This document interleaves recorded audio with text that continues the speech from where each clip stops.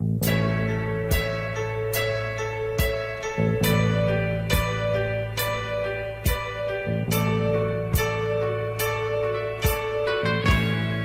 un jour je pouvais te revoir,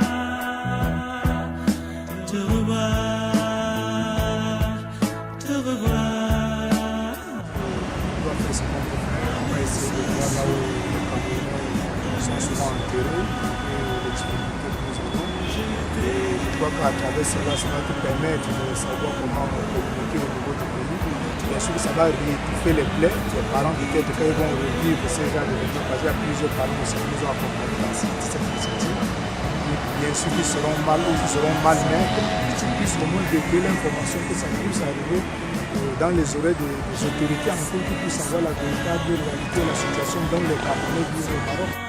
Ben, le mot que je puisse adresser à la diaspora camerounaise ici, c'est que nous sommes au courant de tout ce qui se passe. Nous savions que ce n'est pas évident, même au pays, mais qu'il serait mieux de réfléchir deux fois avant de prendre une telle décision. Parce qu'en réalité, quand je vois tout ce qui se passe sur le terrain, j'ai été ici il y a 10 ans pratiquement, mais revenu, je me rends compte que c'est plus dur que par le passé quand nous y étions.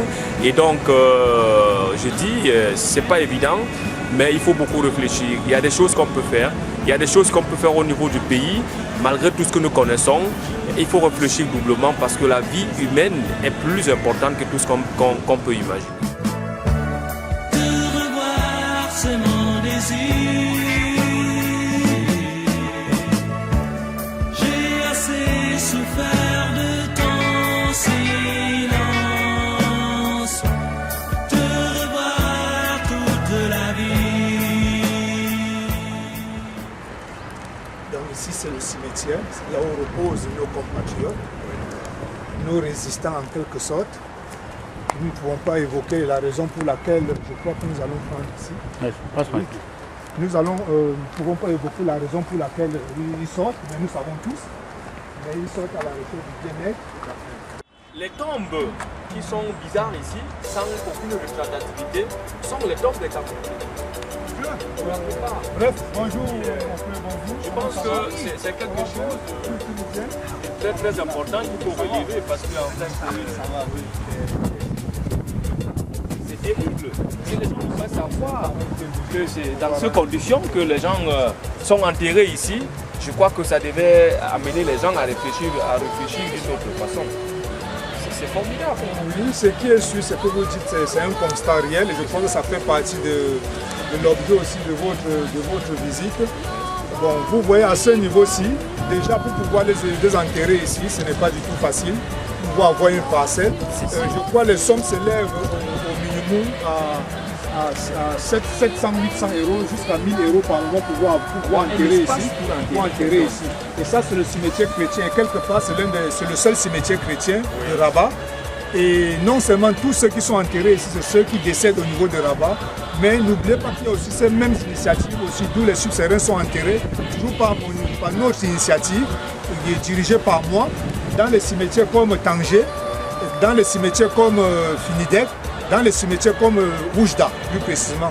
Et ce cimetière aussi, c'est un cimetière de référence, pourquoi? Parce que c'est ici qu'il repose aussi l'ancien chef d'État de la RDC, son excellence Boudou, oui, c'est ici qu'il repose aussi, oui. Donc voilà, on va faire un tour là-bas, vous allez aussi constater, bon bref. Ici, là, c'est une autre parcelle. Il faut qu'on lève le verrou. Il faut que les gens qui cherchent les leurs depuis 15 ans, qu'arrivé au Cameroun, que je leur dise que écoutez, telle personne a été enterrée au cimetière de Rabat, j'ai été au chevet de sa tombe et que cela soit. Parce qu'il faut vraiment qu'on mette de côté ce tabou-là. Je vous comprends bien, Monsieur le Président. Normalement ici, à mon niveau, à ma personne, j'ai fait enterrer au moins une cinquantaine de compatriotes ici. Donc les noms, vraiment, je peux vous donner peut-être la liste bien après, et peut-être les bulletins de décès. Et les bulletins de décès. Mais ce qui est sûr, c'est que j'évite par moment de revenir, de prononcer les noms pour blesser encore les familles davantage.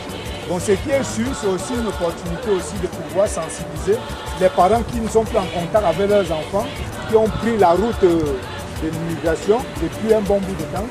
de pouvoir comprendre qu'ils peuvent venir faire le pèlerinage ici, parce qu'il y a d'autres camarades que nous avons enterrés avec sans être identifiés en quelque sorte. Oui. Comme ici, je crois ici.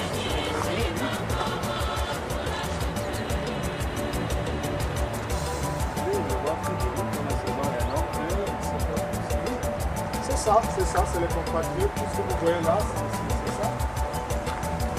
Les compatriotes qui le trouvent là. Les compatriotes. Ce n'est pas du tout facile pour eux. Beaucoup essaient de des maladies, infections pulmonaires. Ce sont des maladies qu'ils attrapent plus souvent dans les forêts, de gorgo, de finidèque. Lorsqu'ils ont séjourné à la tente de pouvoir faire des assauts massifs dans le but de pouvoir retrouver l'Espagne. Monsieur Alain, aujourd'hui vous avez vu le tombeau de Mobutu. Ah oui, c'est beaucoup d'émotions. C'est beaucoup d'émotions. Quand je regarde ce caveau, ça me rappelle les années qu'il a gouverné le Congo, des mains du maître, mais ça me fait assez mal de constater, comme tout le monde, qu'il a pu être enterré à l'étranger. Et il faut aussi remettre en cause la gouvernance justement de nos dirigeants, parce que quand on est dirigeant, il faut bien gouverner et être digne, parce que Mobutu ne devrait pas être enterré à l'étranger. Et il est enterré là où les migrants. Justement, c'est un symbole. Voilà. C'est un symbole, ça suppose, d'ailleurs je l'ai dit à l'entame, voilà. Ça dit tout. Donc lui, il est venu, lui n'était pas migrant illégal, mais des actes qu'il a pu causer chez lui, au Congo, qui blessent encore le Congolais aujourd'hui, ne sont pas très différents de cela. C'est un regret. Donc je disais qu'il faudrait que ceux qui dirigent nos pays aujourd'hui puissent tirer les leçons sur Mobutu et beaucoup d'autres.